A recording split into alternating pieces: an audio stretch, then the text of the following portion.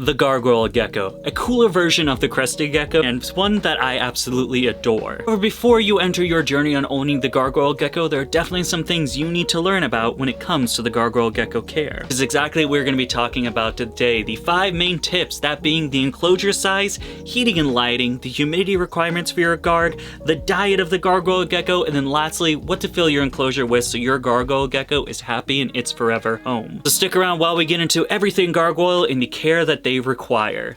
Let's get into it. Let's kick things off with number 1, the enclosure size you're going to need for your Gargoyle Gecko. And when it comes to the enclosure size for the Gargoyle Gecko, it's going to be dependent on the age/size of the animal. Personally for me, I like putting babies in smaller enclosures. They feel more safe, more secure, food is more readily available for them, and overall they're going to have a better experience while they grow out from that smaller enclosure into their full adult enclosure. So with that being said, I go by the 3-phase policy, that being baby/juvenile, juvenile to subadult, and then the adult final forever home. Start off with the babies. When it comes to the babies, you're going to want a relatively small enclosure size. This is going to be equivalent to a 5-gallon enclosure in 8x8x12, or something that we use over here, the 6-quart shoebox bins. Yes, the shoebox bins do not look pretty. They're a pretty god-ugly thing, if I do say so myself. Remember, at the end of the day, this is temporary, to the point of less than like 6 months, so if you do want a $60-80 for an 8x12, your animal's going to quickly outgrow it and will need to go into another size.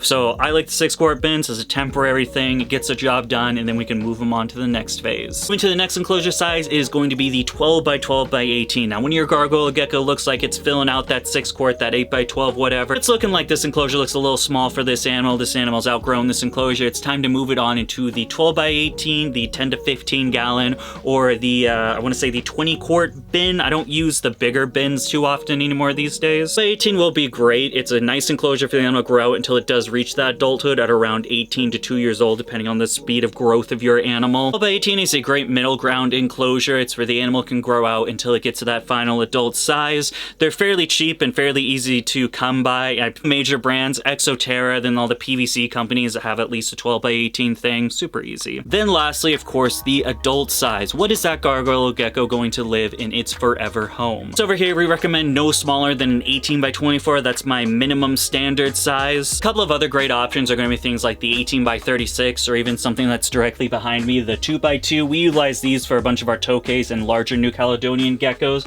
but they could also work great for a gargoyle as well. At the end of the day, man, these geckos are going to live for 10+ years. Some cases very longer than that. You know, you can do the 18x24, it works, but if the animal is going to be living with you for the lifelong of the animal, why not spend a little extra buck, get it a nice little mansion like this thing behind me. Moving on, let's get into a very easy one, because this is a New Caledonian species of gecko, and that is going to be number 2, the heating and lighting requirements for your gargoyle. Split this one up and start with heating. When it comes to heating for your Gargoyle Geckos, it's going to be relatively easy. It's a very temperate temperature requirement, and that is going to be somewhere in the 70 degrees area. In the 70s, I keep mine usually in the higher 70s during the summer, so we're talking about 75 to 78, and then slowly it'll lower down into the lower 70s during the winter time. If your house keeps temperatures around here, then you don't have to do any supplemental heating. Your animal will be completely fine. However, if it is a little bit more frigid where you are, maybe your winter is a little bit more harsh, maybe you didn't spend $400 for insulation.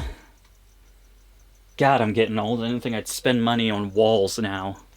Oof. Then I would recommend some sort of supplemental heating. That being during the daytime, some sort of basking bulb, a lower watt, just so you can obtain those high 70s area, and then of course at night making sure that it doesn't drop below 60 degrees. If you're having problems with your night temps, something like a radiant heat panel or ceramic heat emitter plugged into a thermostat would be perfect. That way it's able to regulate the temperatures to where you need it to be without going any higher and then risking the health of the animal. Now the other part, the lighting section. Now when it comes to lighting for your Gargoyle Gecko, UVB obviously is the top of the list. Everyone wants to know, you know, do I need to use UVB? Does it have to have UVB?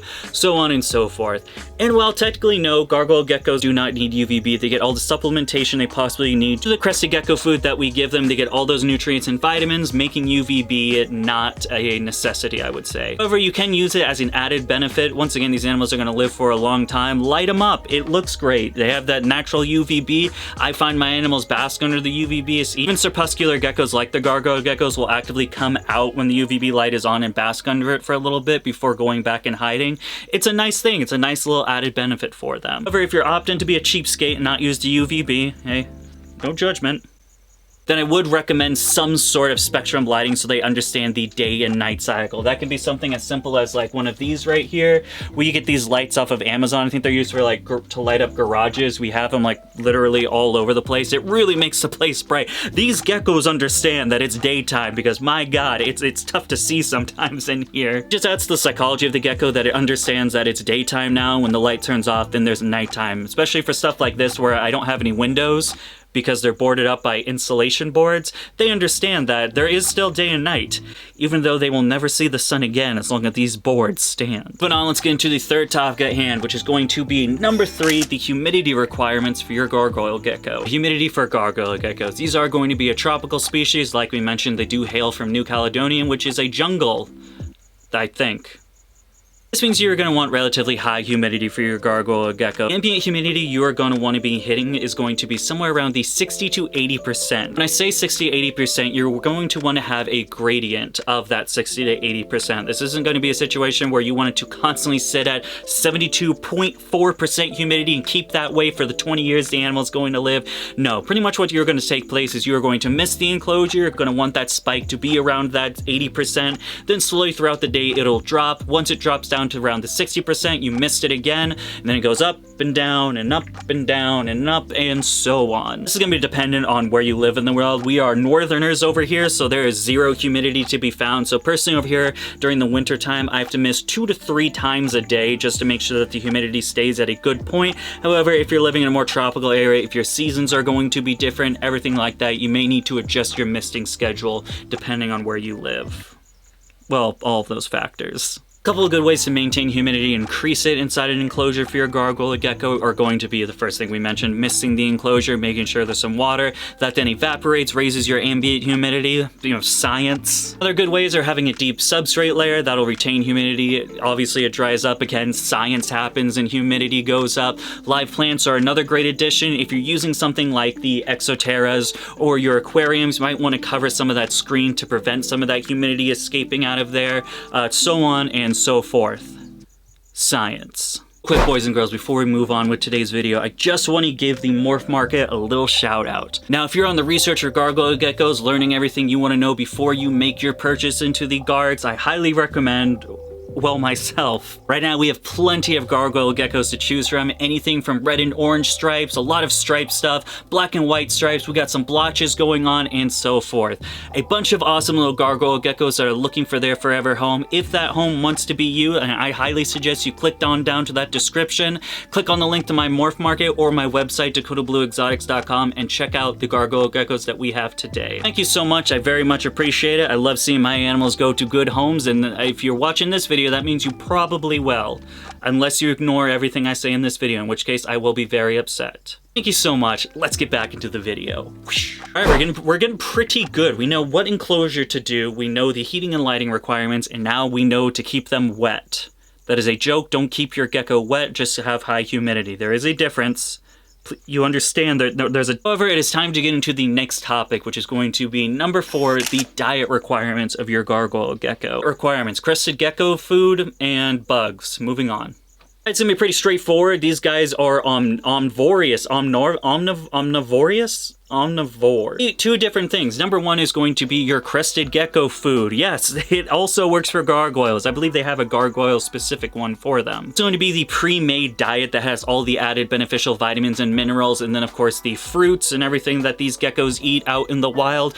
Great ban is going to be stuff like rapashi. Like I mentioned, I think rapashi does have a gargoyle specific one. And then the other side of that is going to be bugs. Now, it's been an old myth for a little while that crested geckos only need the crested gecko diet. This is an animal that doesn't need to eat bugs whatsoever, and I have come to find that that should not be the case. At least it should not be the information we are spreading.